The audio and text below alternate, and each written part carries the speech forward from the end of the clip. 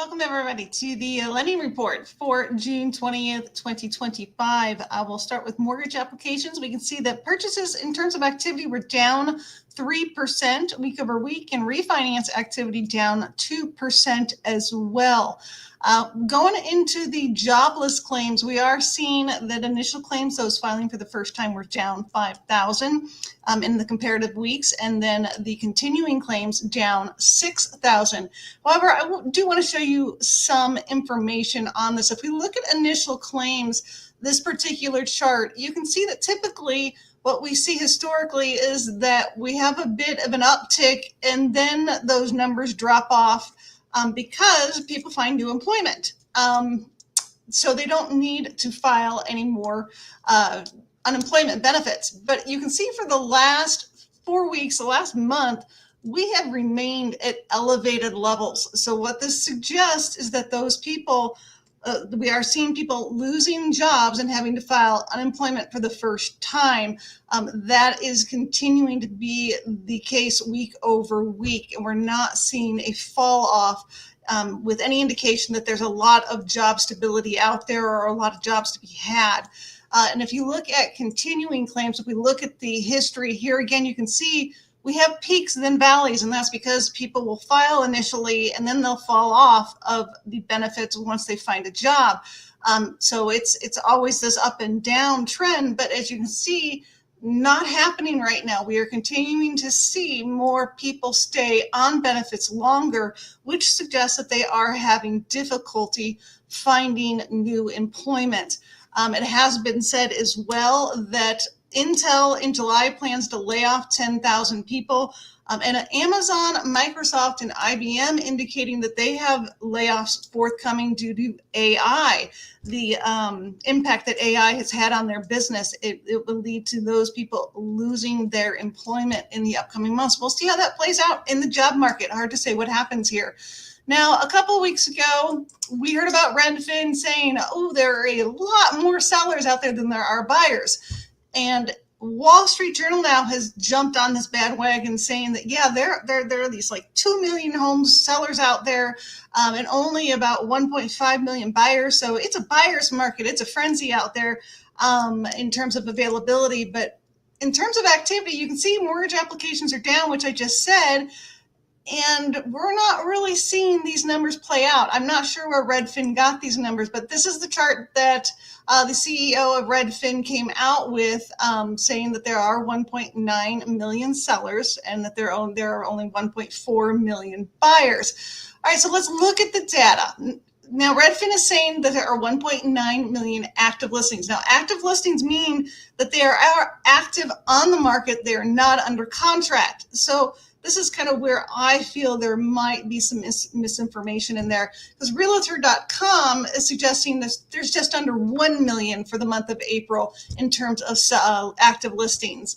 And then for May, we don't have Redfin numbers yet, but Realtor.com showing just a slight uptick in active listings, which is more consistent with what I believe is happening in the market. Now, if you look at NAR, total existing inventory is 1.4 million. But, you know, here's the, when you look at the active listings versus Redfin versus Realtor.com versus what NAR is saying, a lot of discrepancy. I mean, there's a discrepancy of 1 million units based on Redfin just to Realtor.com alone.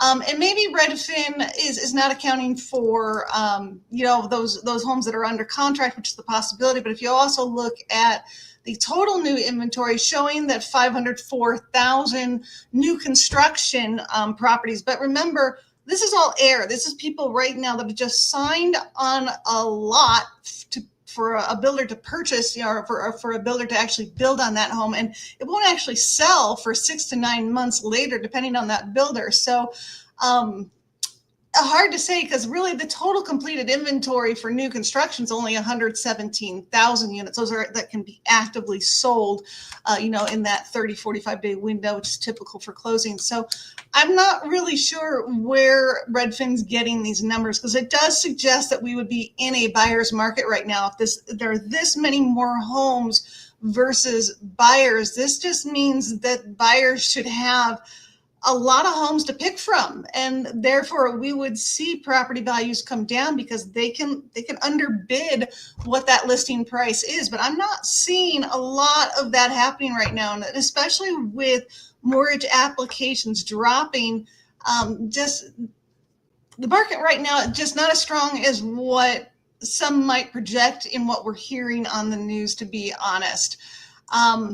And also, when you look at new construction, the activity of permits are down. This is a big indicator for what's, future development in real estate. Permits are down month over month, and active starts are down as well month over month. So that doesn't necessarily bode well for what the activity will be as interest rates continue to remain slightly elevated. People a little more, skeptical about what the strength of the market is, what the economy is, what their stability, what their employment is. Seeing a little bit of pullback on my end as a mortgage broker, but up to you to decide what you think is happening out there. Now, also this week, we did get retail sales for the month of April. Did show that the headline number was a miss. It was down 0.9%. However, the core number was up 0.4%, and the core number is what plays into GDP. So that particular retail sales are not necessarily a really market driving day in the MBS market in terms of activity and response to what retail sales were. But the headline number does suggest that people are pulling back in spending right now. So we'll see.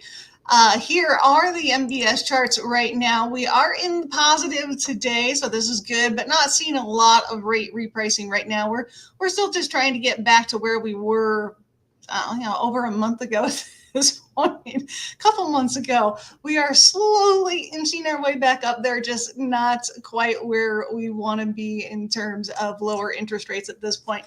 And the Fed's meeting this week, they did indicate there would be no forthcoming cuts to short-term interest rates. So again, the Fed's really kind of hindering the economy for people, because with not cutting back those short-term interest rates, it really, with still high cost of living with your short-term interest rate payments that are tied to credit cards, student loans, car payments, equity lines. So that's where we're at right now. If you have any questions, please feel free to reach out to me. I do appreciate that you took the time to watch my video. Please feel free to like it. Ask any questions that you have. If there's anything that you want to know, be happy to answer any questions that you might have. And if you're thinking about buying or selling, or refinancing, please reach out to me. Be happy to give you an assessment of what those numbers look like for you. Because despite the fact that interest rates are a bit elevated, I do believe it's still a good time to buy, because you are in a situation where you can get seller concessions at this point.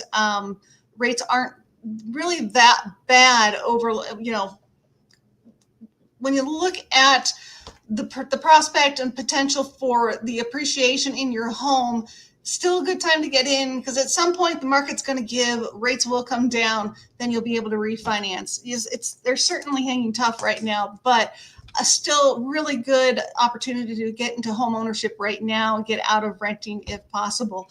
Thanks for watching. Have a great weekend. Stay cool, because man, it is blazing hot this weekend. Talk to you later.